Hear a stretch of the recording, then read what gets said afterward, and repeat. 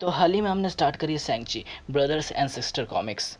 और अब हम जब कर चुके हैं एपिसोड नंबर 2 पर। और पिछले एपिसोड में हमने देख लिया था कि क्यों सिस्टर हैमर है वो उसे मारना चाहती है, शैंची को मारना चाहती है, और कैसे सिस्टर सैबर ब्रदर सैबर और सिस्टर डैगर उसको बचाते हैं उनसे।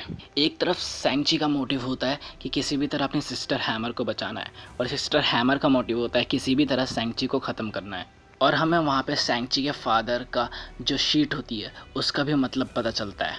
और ये 5 ओपन सोसाइटी है क्या उसका भी मतलब हमें वहाँ पे पता चलता है। और अगर आपने वो एपिसोड नहीं देखा तो आई बटन पे उसकी लिंक है, वहाँ पे जाकर देख सकते हो। और अगर देख ले फिर देर किस बात की, चलो फिर स्टार्ट करते हैं। शैंची ब्रदर्स एंड सिस्टर्स एपिसोड 2। तो कहानी की स्टार्टिंग होती है 15 साल पहले जैंगजियो के ह्यूमन रिटार्ट एरिया पर, जहाँ पर ये लोग हमें पता चलता है कि जो सैंची है और उसके सिस्टर आपस में कितना कनेक्टेड थे, जो एक दूसरे को बहुत अच्छी तरह से जानते थे। उन दोनों को ही पता था कि ऐसी डायनेस्टी जो क्वीन डायनेस्टी है, जो कभी फॉल नहीं हुई, उसके कल्ट में जीना कैसा है। But the real world never exist. तो यहाँ पर है ना, ये लोग भाग रहे होते हैं जगह पे, क्योंकि है ना इन लोगों को क्रिस्टल केक्स खाने होते हैं। और जो जो बावर्ची वगैरह होते हैं उन लोगों ने मना कर दिया होता है कि क्रिस्टल केक्स ख़त्म हो गए होते हैं। बट सैंची को यकीन नहीं होता, क्योंकि सैंची को लगता है कि ये लोग अपने लिए बचा रहे होते हैं। तो ये सैंची और उसकी बहन ढूंढने निकल जाते हैं कि और ज़्यादा क्रिस्टल केक्स उन्हें कहाँ मिलेंगे। तो यहाँ पर वो एक रूम के पास में पहुँचते हैं, और उस रूम का दरवाज़ा, उसको रूम का लॉक सैंची सिर्फ एक पंच में तोड़ देता है। यहाँ पे सैंची की बहन बहुत ज़्यादा डरी हुई होती है कि वो बोल रही होती है कि हो सकता है यहाँ वो लोग सच बोल रहे हो, यहाँ पे कुछ ना हो। तो वो बोलता है कि मैं बैट लगाता हूँ कि ना सारे क्रिस्टल केक्स यहीं पे होंगे। तो जैसे ही अंदर जाता है और देखते हैं कि यहाँ पे बहुत सारी डेड बॉडीज़ पड़ी होती है, क्योंकि है ना जो हमारा फादर जैंगजी होता है वो इन सब पे बहुत तगड़े तगड़े एक्सपेरिमेंट्स कर रहा होता है। और यहाँ पे आते ही इन दोनों की फटके चार हो जाती है।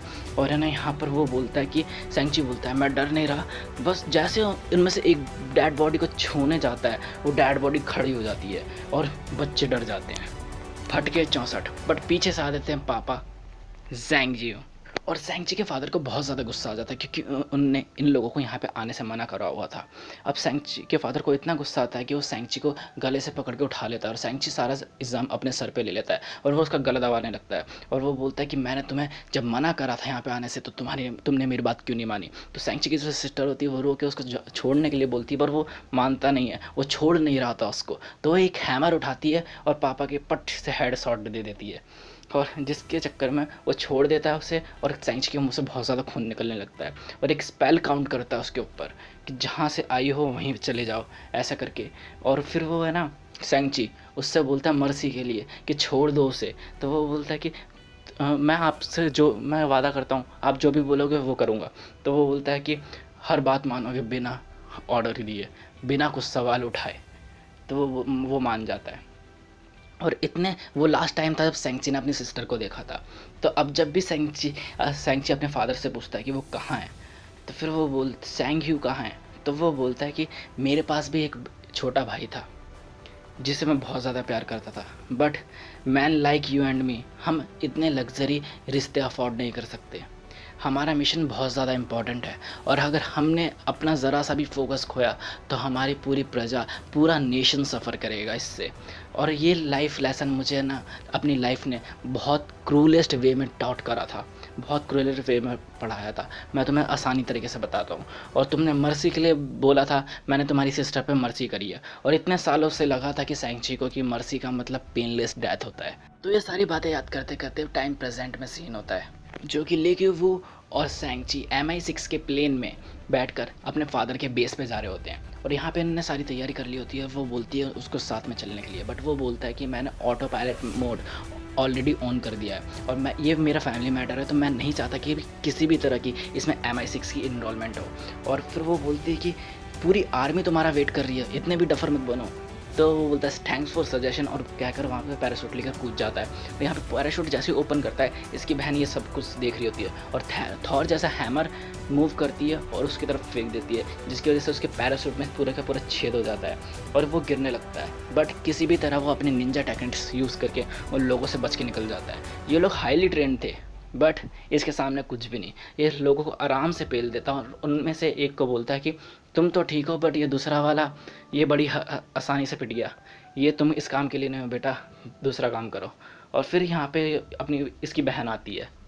अब ये दोनों एक दूसरे को देखते हैं, इनके बीच में सेंट सा मूवमेंट होता है और फिर दोनों भाई बहन की तरह एक दूसरे से गले मिल जाते हैं। अब खाने का टाइम हो जाता है, ये लोग डिनर टेबल पे होते हैं, बातें कर रहे होते हैं और लंच में वही बना होता है जो उनकी बचपन की फेवरेट डिश थी, क्रिस्टल केक्स। अब वह उनको खाने लगता है और उससे पूछता है, सी हुआ, मैं तुमसे पूछ सकता हूँ कि तुम अचानक से जस्ट गायब हो गई थी, तुम्हारे साथ क्या हुआ था? तो वो उसको अपने साथ बुलाती है। हमारे फादर सेंग्यू को बहुत अलग अलग नामों से जाना जाता था और उनके साथ जितनी भी चीज़ें एसोसिएटेड थी उनको भी अलग अलग नामों से जाना जाता था। जैसे कि उनकी ऑर्गेनाइजेशन, कभी उनको the order of the golden down कहा जाता था या फिर कभी ऑर्डर ऑफ द हाई दाई कहा जाता था, बट उसका ओरिजिनल नाम द 5 वेपन सोसाइटी था। हमारे जो चाइल्डहुड का होम था यानी द ह्यूनान रिट्रीट जहाँ पे अभी हम खड़े हैं, ये deadly the house of deadly hand है। और ऐसी अलग अलग 5 तरह के हाउसेस हैं। और जहाँ पर मुझे भेजा गया था लास्ट टाइम, जब हम लोग लास्ट टाइम मिले थे, वो था रसिया का the house of deadly hammer में। तो वहाँ पर मुझे चैम्पियन के लिए ट्रेन करा गया था, as you were trained here. और फिर वो बोलता है कि हुआ, जितनी भी चैम्पियन हाउसेस हैं, जितनी भी चैम्पियन बनने की लड़ाई है, ये सारी चीज़ें वो क्रिएटेड माइंडसेट है जो हमारे साइकोपाथ फादर ने क्रिएट करा है। बिलीव करो, मेरा बाहर एक बहुत ज़्यादा जेन्युइन वर्ल्ड है जो हमारा इंतज़ार करता है और मैं चाहूँ तो मैं वहाँ पे लेके चल सकता हूँ।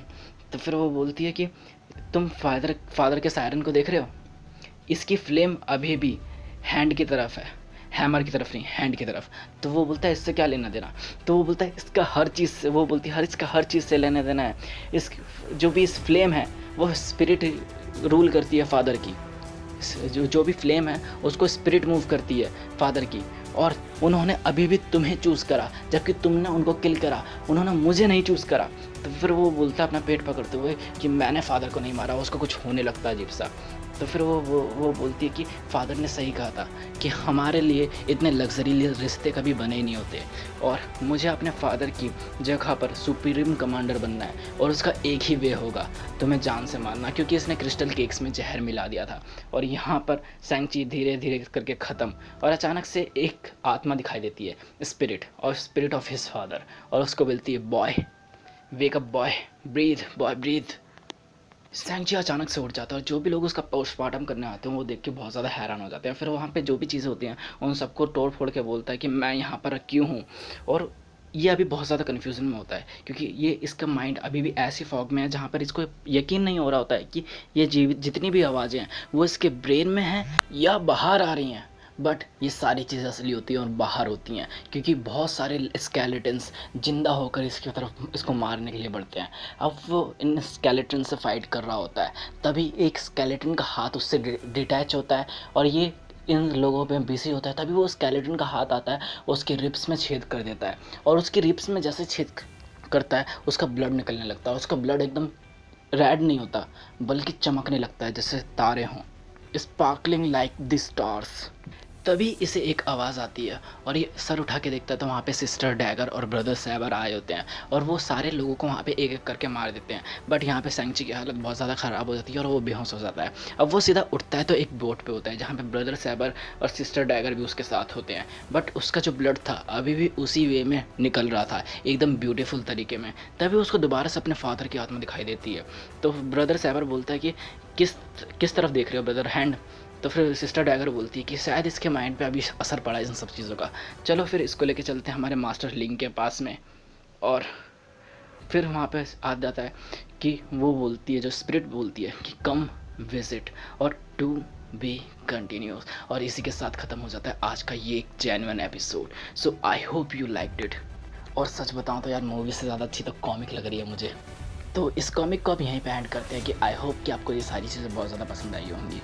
इसका सेकंड पार्ट कल ही जल्दी चैनल पे रिलीज़ हो जाएगा, आप उसको वहाँ पे जाकर देख सकते हो। और तब तक के लिए एक लाइक तो बनता है, कमेंट में अपने एक्सपीरियंसेस लिख सकते हो और हाँ सब्सक्राइब कर दो यार अब तो, और बेल आइकन भी दबाई देना। और इन द एंड जाते जाते शेयर करना बिल्कुल मत भूलना क्योंकि जितने ज़्यादा लोग होते हैं उतना ज़्यादा मज़ा आता है। सो बाय।